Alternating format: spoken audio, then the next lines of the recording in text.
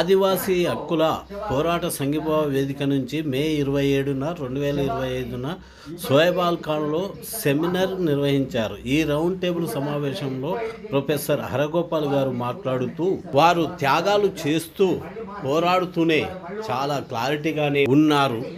వాళ్ళ స్టేట్మెంట్ను బట్టి చూస్తే చెప్పగలం. మనమేమో ఇంత హైరాణ పడుతున్నాం. అది కాకుండా వాళ్ళు అంత ప్రాణత్యాగాలతోటి అక్కడ కొట్లాడుతుంటే మనము వాళ్ళకు సపోర్టుగా ఉండవలసింది పోయి ఇక్కడ మనం యుగోలతోటి కొట్టుకుంటున్నామని మాట్లాడుతున్నాం. యుగోలు అయితే తప్పు లేదు, కానీ పెద్దవారిగా గౌరవించవచ్చు, విననువచ్చు. కానీ అవకాశవాదంగా మనుధర్మం ఇమిడి ఉండి అహంకారపూర్వకంగా చేస్తున్న పనులను వ్యతిరేకించక తప్పటం లేదు అని అక్కడికి వచ్చిన కొంతమంది ప్రజల అభిప్రాయాలు.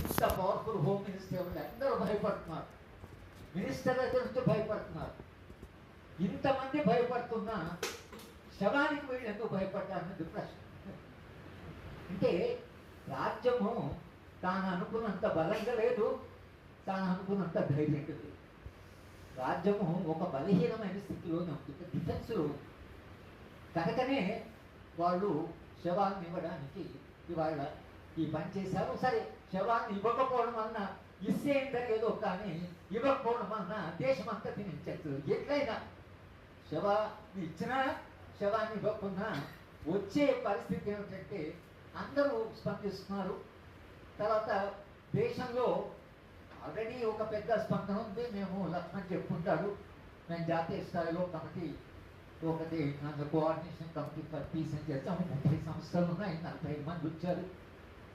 మేము అక్కడ ఒక రకంగా దేశవ్యాప్తంగా ఉద్యమం 8 రాష్ట్రాల్లో ఉద్యమం జరుగుతుంది. సరే, ఉద్యమాలు జరుగుతున్నాయి దేశవ్యాప్తంగా. జనకట్లే ఇక్కడే కాదు, 8 రాష్ట్రాల్లో ఉద్యమాలు జరుగుతున్నాయి.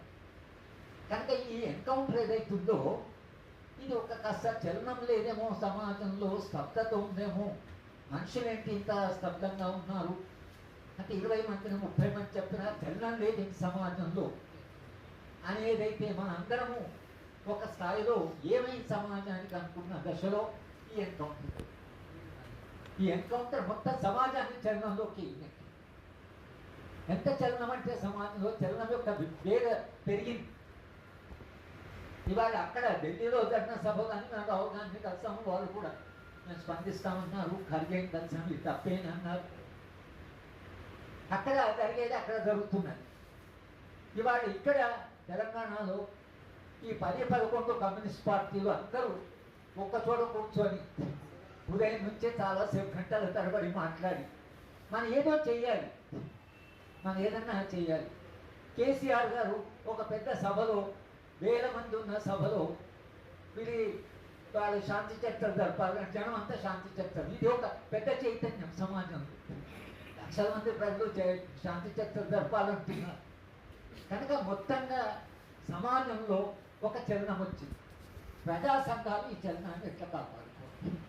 ఏ చలనం అయితే వాళ్ళ సమాజంలో వచ్చిందో ఈ చలనాన్ని మన వేగాన్ని పెంచగలమా అదేలా, కానీ ఈ చలనాన్ని కాపాడుకోవడము ఇవాళ మనందరి అవసరం.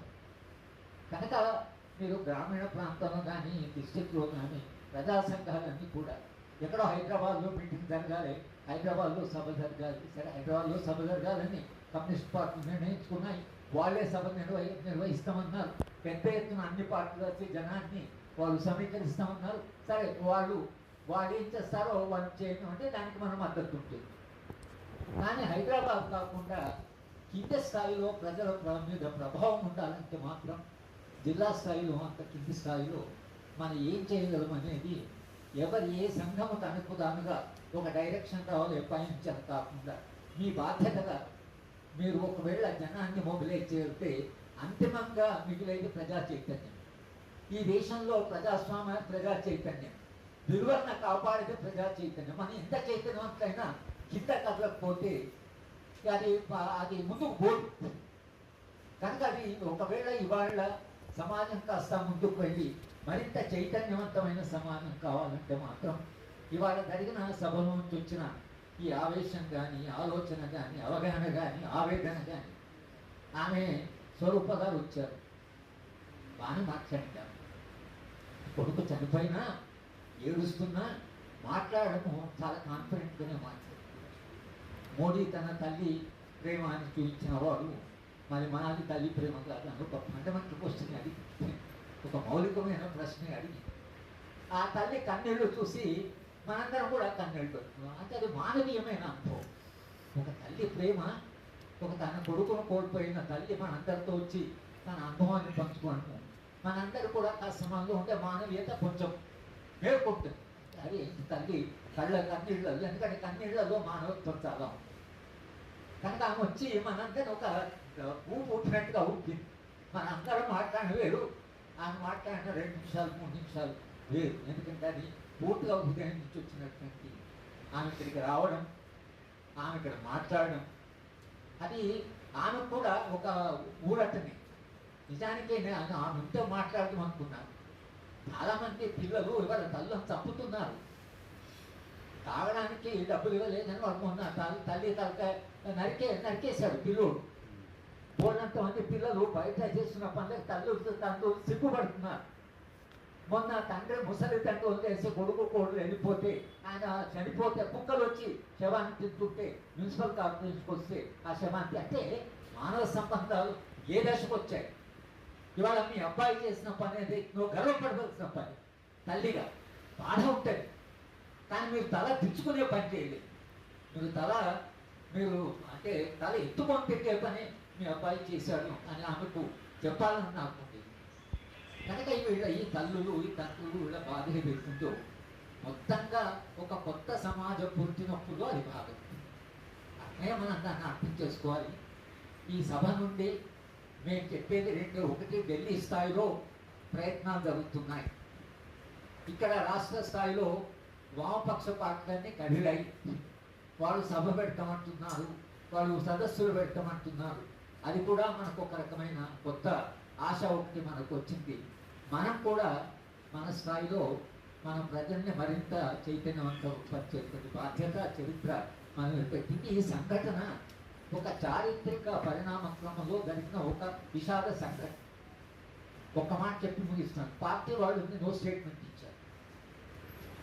పార్టీ స్టేట్మెంట్ చూస్తే మనం ఇంత అప్సెట్ అయినా కూడా పార్టీ ఎక్కడ డిస్టర్బ్ అయినట్లు అనిపించారు. స్టేట్మెంట్ పార్టీ వాళ్ళు ఏమన్నారంటే, కేశవరావు గారిని కాపాడడానికి 25 మంది చనిపోయారు, వీళ్ళు ఆయన రక్షణ, ఆయనను మరింత రక్షణ కలిగిన ప్రదేశానికి పొమ్మని పార్టీ నిరంతరంగా చెప్తే ఆయన అన్నట్టు నేను కారణం మొదలుపెట్టి పోను, నాకు 70 ఏళ్ళు ఉంటే ఇంకా 2-3 ఏళ్ళు బతుకుతాను, కానీ మాకేం జరిగినా కూడా పార్టీ నాయకత్వాన్ని యువ నాయకత్వానికి బట్టి అని చివరి సందేశం పార్టీ.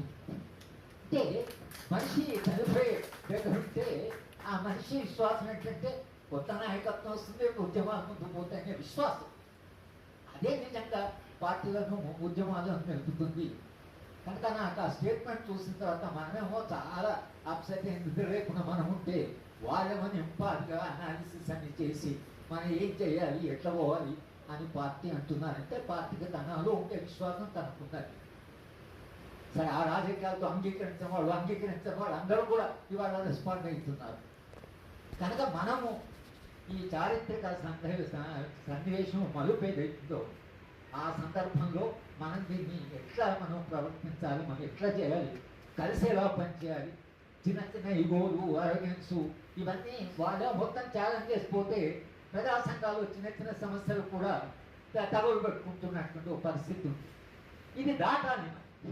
ఆ తల్లి కన్నీళ్ళు చూసినాకనైనా మనం ఆలోచించేది వాళ్ళు మన కొత్త సమాజం కావాలి, కొత్త మనిషి కావాలంటే మనమేమో మా పాత మనుషులు మిగిలి పెట్టేస్తున్నాం. మనం కూడా మారాలి, మనం కూడా ఒక ఉన్నతీకరించబడాలి.